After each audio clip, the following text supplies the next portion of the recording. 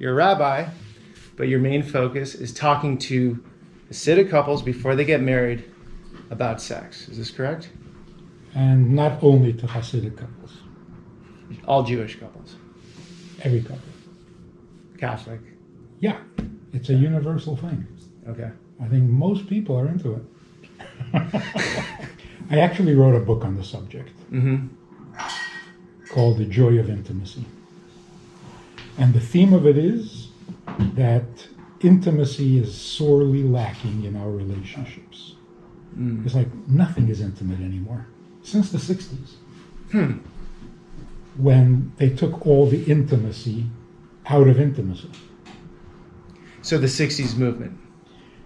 Yeah, it was like free love. Free of what? Free of intimacy. Free of rules. Free of rules, free of commitment, free of attachment. It just became empty pleasure. And now we're paying the price. In fact, I think the Me Too phenomenon is not a lack of respect for women, a lack of respect for intimacy. And that's where so much of the misunderstanding happens. Okay. What? I was just having fun. Aren't we supposed to be having fun? Right. Well, it's not fun. Right. Because you can't fool Mother Nature. So, in your religion, I find this to be interesting, that the Hasidic religion is looked at as very conservative from the outside. It is a conservative religion, a lot of rules. It's looked to be closed off, somewhat secretive, I would say. Maybe not for you, but that's how it's perceived. And you actually, every couple has a coach, a sex coach before they get married. Because they're all virgins before they get married, you know, in theory, right? That's the whole goal. Yes. Humans are humans, however that goes down. But right before they get married, they hire someone like you to come in? Or how does it work? They don't have to hire. Okay. It's like part of the teaching, part of the education.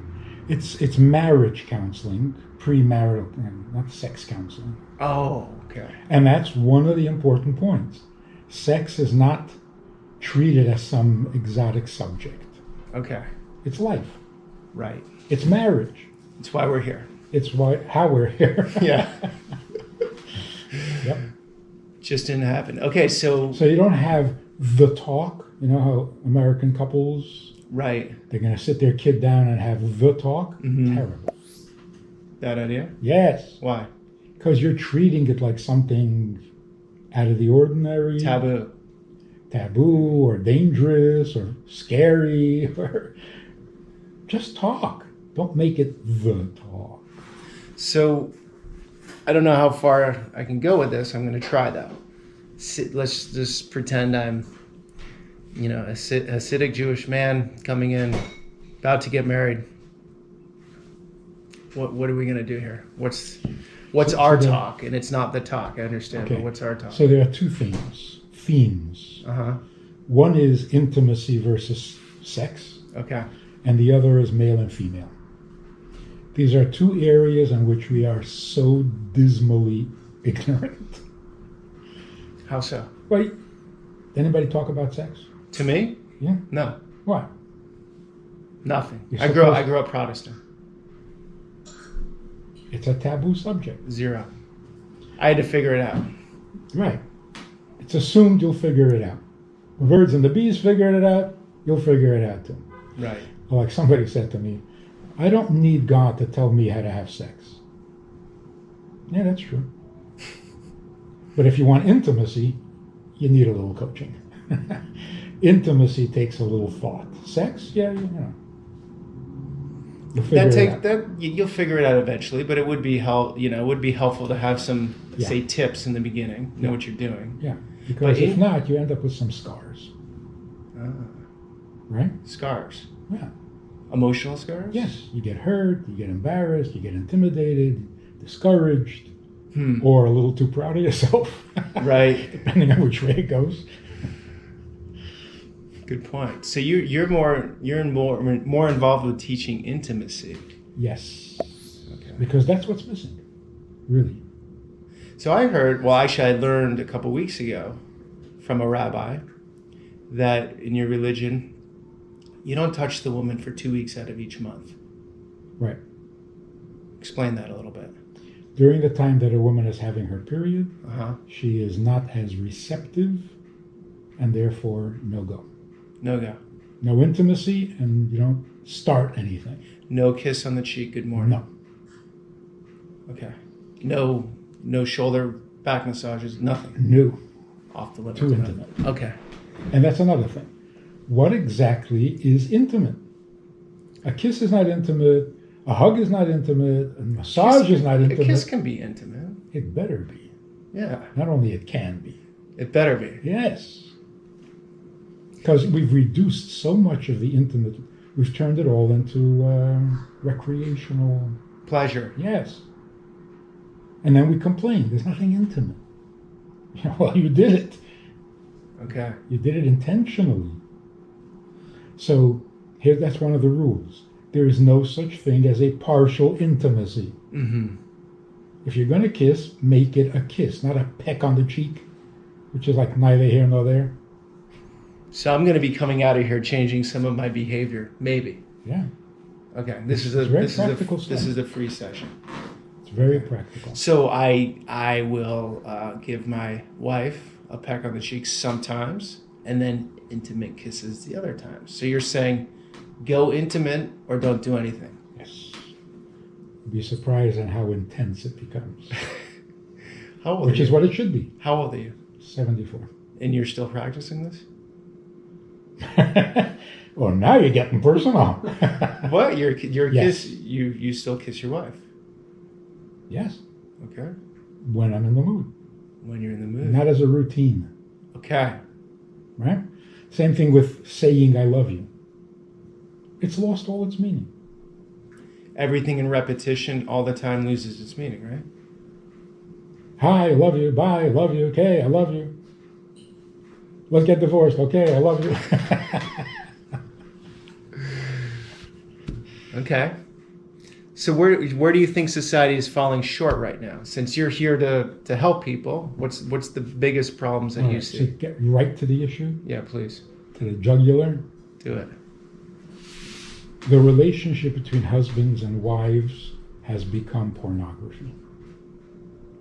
Mine hasn't. It's become what is pornography means objectified. Okay. It's a performance.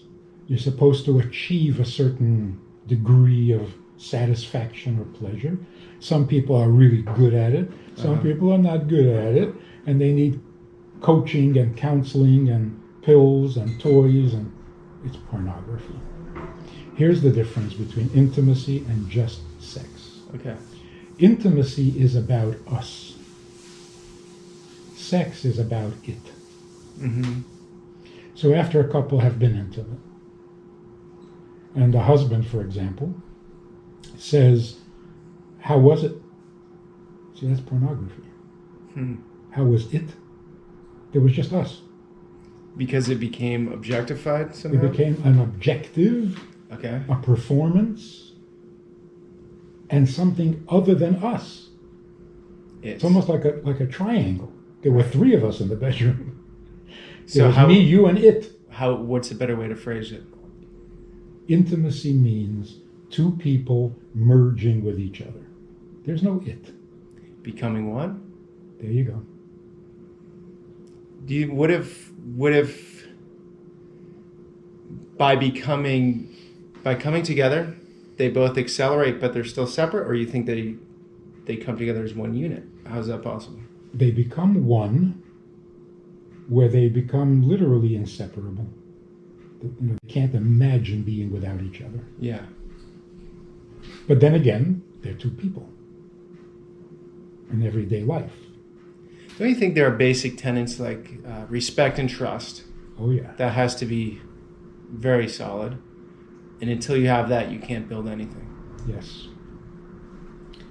The attitude that once we are in love and we get married, then we can do whatever we want. Our relationship is indestructible. So I can be at my worst, my sloppiest, my ugliest, and it's all going to be fine. Well, no, it's not. In fact, with your spouse, you've got to be better than you are with a stranger. So with a stranger, you're careful what you say, and you're considerate, and with your spouse, you say whatever comes to mind, and what are you doing? So yes, respect is a lost art. Even in your community, that's to some degree. Look, I see a lot of your communities held on pre-60s to a lot of the values, let's say, right? In some cases, it's just reaching us now. 60s are coming the 60s in. are happening. It's it's unavoidable. Yeah. But you hear couples the way they talk to each other, and it's shocking. Yeah. It's shocking. Yeah. Because the guy is a nice guy. Why is he treating his wife like a dog? Yeah. How does this happen? Yeah. One of the causes, too familiar. Familiarity breeds contempt. So how do you look if you're with someone all the time, every day? How does it not become familiar? That's the art. Naturally, if you're careless and let it go, you'll become too familiar, and it's gonna turn nasty. Nasty. So what are some strategies to keep it from that? What do you teach your? I grew up here in this house. Okay. Right? My parents lived upstairs. With a little exaggeration, but not much, right? We never heard our mother's name, first name, because we don't call our parents by their first name. Mm-hmm. And my father hardly ever called my mother, because when he needed to talk to her, he would go to where she was. There was no screaming across the house. Like, where are you? Come here. We don't talk to each other like that. Okay. So when I hear this, it shocks me. That's how you talk to your wife? It's so disrespectful. Mm-hmm. It's so vulgar. With a relationship that has to last for the rest of your life, take good care of it. Be careful. So don't do that, obviously. Right. That's a no-go. So there's a tone okay. that is appropriate, and there's a tone that is completely inappropriate. So it's work. It's respect. If that's work, you're in trouble. No, what I'm saying, if you're yelling for your wife across the other side of the house, it takes a little bit more work to go walk. It's not really work, but you understand what I'm saying. Yeah. It's lazy to yell across. Yes. It takes a little work to go and make things better. Yeah. Okay. So do you think a lot of it has to do with people just become lazy and complacent in their lives? They lose respect. Okay. Because the familiarity will do that if you don't protect it. Mm-hmm. So let's go back to the objectification. Sure. A guy says to me, I love everything about my wife. I said, interesting. Your wife wants a divorce. So what gives? Right. Does he love everything about his wife? No. Probably not. But even if he did, there's something wrong in his entire approach.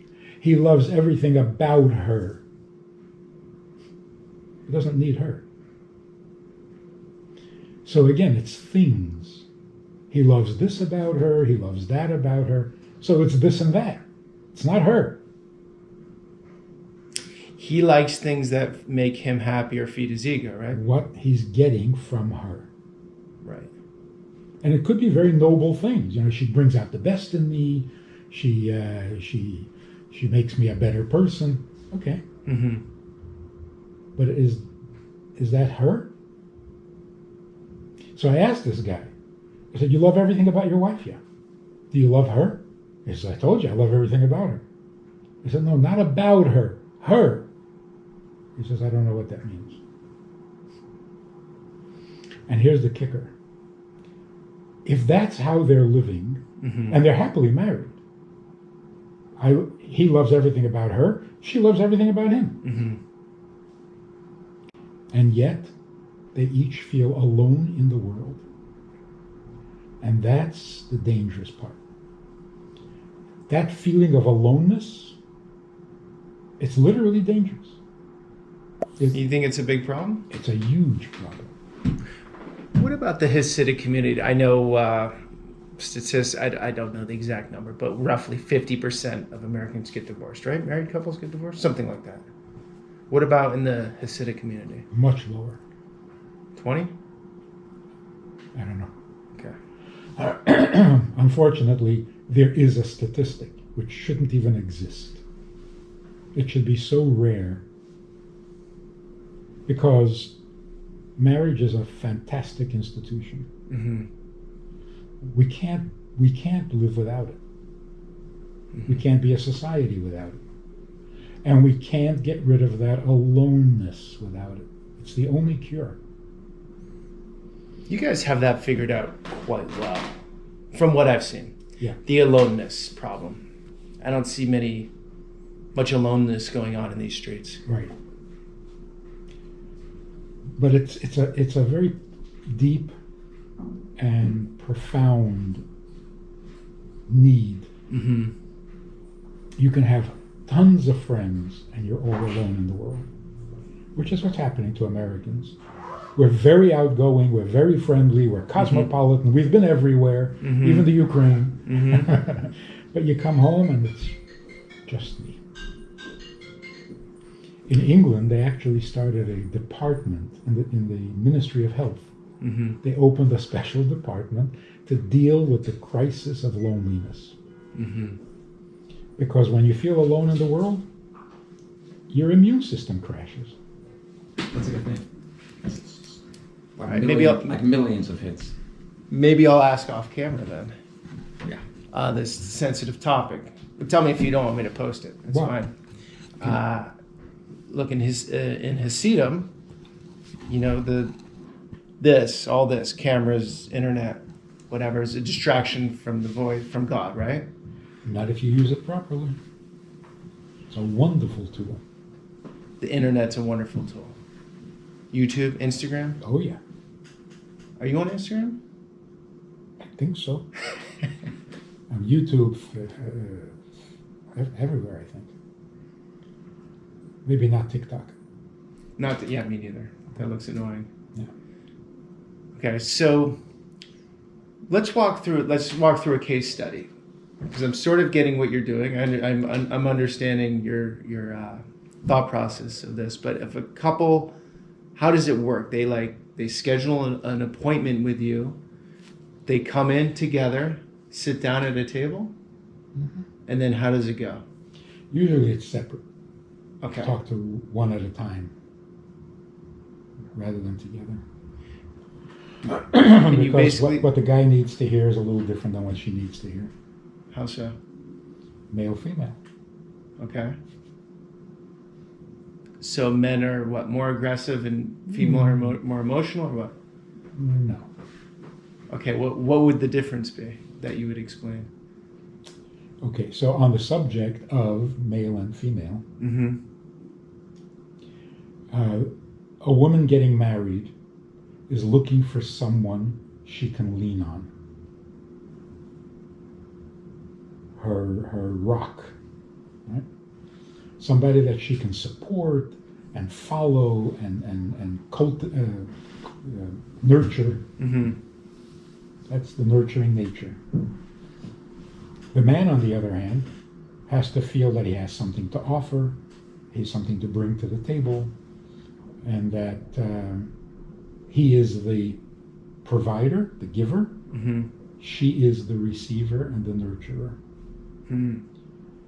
You cannot really be content in life unless you feel that you filled that role. So a man's greatest contentment and pleasure comes from knowing that he provided, not received. So you're saying if the woman provides and the man receives, it's not going to go over well?